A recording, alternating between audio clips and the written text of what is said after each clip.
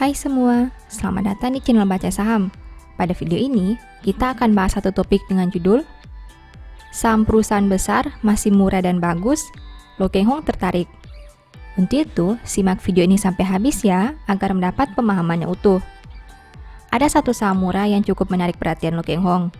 Beliau tertarik dengan saham ini karena size perusahaan yang cukup besar, tapi sahamnya masih murah. Dengan total aset 295 triliun, perusahaan mampu mencetak laba sebanyak 3,15 triliun. Selain itu, saham ini rutin bagi dividen setiap tahun dengan yield di atas 4%. Meski Lo Keng Hong belum membeli saham ini, tapi dari sektor perbankan, beliau sering mengatakan keistimewaan dari saham ini. Sekarang, saya mau bahas laporan keuangan triwulan 3 2021 saham ini. Berhubung laporan keuangan terbarunya sudah terbit, mari kita lihat perkembangan kinerjanya. Oh ya, di akhir video, saya akan memberikan kesimpulan dari analisa yang dilakukan. Untuk itu, nonton sampai selesai ya. Namun seperti biasa, pembahasan ini bersifat edukasi dan bukan rekomendasi. Kamu bisa saja rugi jika beli saham ini. Untuk itu, selalu berhati-hati sebelum membeli saham. Disclaimer on ya. Pertama, aset. BNGA punya aset 295 triliun di tahun 2021. Sedangkan di tahun 2020, asetnya berjumlah 280 triliun, yang berarti aset perusahaan naik 15 triliun atau 5,36% dalam satu tahun ini. Sekarang mari kita analisa lebih jauh. Dari total aset 295 triliun, perusahaan punya kredit yang diberikan sebanyak 160 triliun, yang berarti 54,24% aset perusahaan berada dalam bentuk kredit yang diberikan. Jika dibanding tahun sebelumnya, pos ini naik 1 triliun atau 0,63%. Selain kredit yang diberikan, ada juga obligasi pemerintah. Dari total aset 295 triliun, perusahaan punya obligasi pemerintah sebanyak 64 triliun, yang artinya 21,69% aset perusahaan berada dalam bentuk obligasi pemerintah. Jika dibanding tahun sebelumnya, pos ini naik 9 triliun atau 16,36%. Kedua, liabilitas. BNGA punya liabilitas 252 triliun sampai triwulan 3 2021. Sedangkan di tahun 2020, liabilitasnya berjumlah 239 triliun. Artinya, hutang perusahaan naik 13 triliun atau 5,44% dalam satu tahun ini. Nah, dari total liabilitas 252 triliun, perusahaan punya jumlah simpanan nasabah sebanyak 227 triliun. Artinya, 90,08% hutang perusahaan berada dalam bentuk jumlah simpanan nasabah. Jika dibanding tahun sebelumnya, pos ini naik 20 triliun atau 9,66%.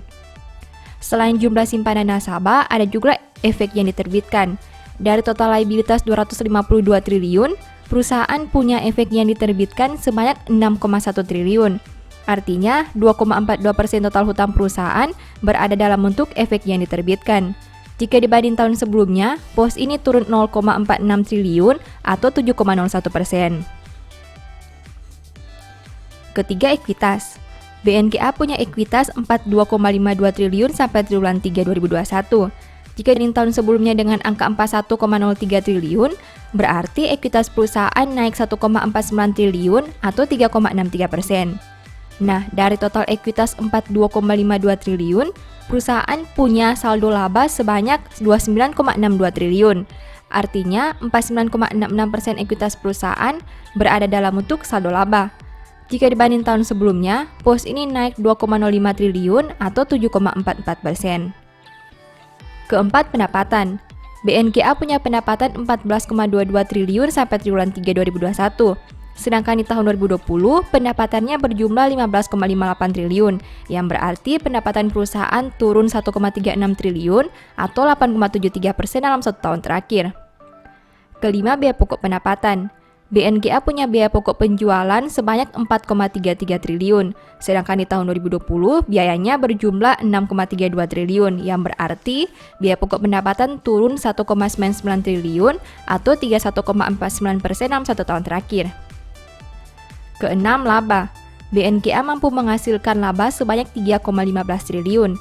Jika dibanding tahun sebelumnya di angka 1,86 triliun, berarti laba perusahaan naik 1,29 triliun atau 69,35% dalam satu tahun terakhir. Ketujuh, rasio keuangan.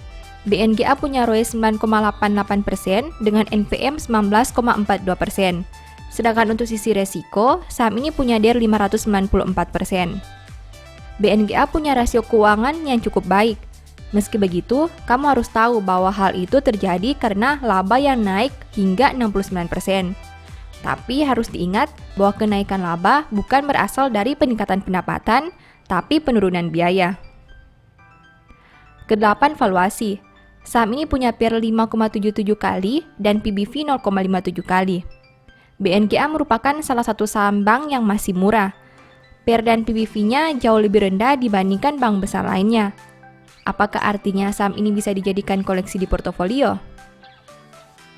Nah, setelah melihat pembahasan tadi, ini beberapa kesimpulannya.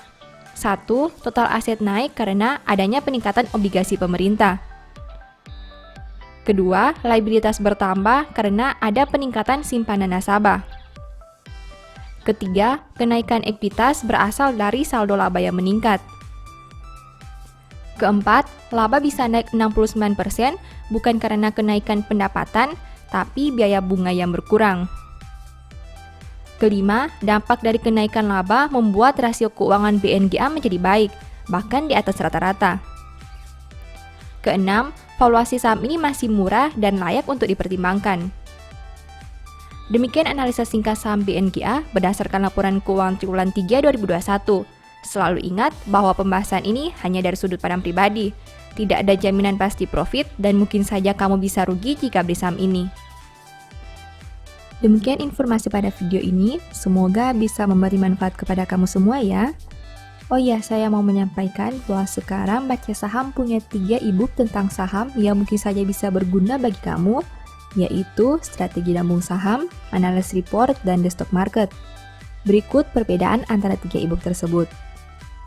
E-book Strategi Nabung Saham berfokus pada pembahasan teknik, money management, dan semua hal yang berhubungan dengan nabung saham. Poin intinya bisa dilihat pada tampilan berikut ini. E-book Analysis Report berfokus pada hasil analisa fundamental 12 saham pilihan berdasarkan laporan keuangan terbaru. Poin intinya bisa dilihat pada tampilan berikut ini. E-book The Stock Market berfokus pada panduan bagaimana menganalisa fundamental suatu perusahaan dan money management yang baik. Poin intinya bisa dilihat pada tampilan berikut ini.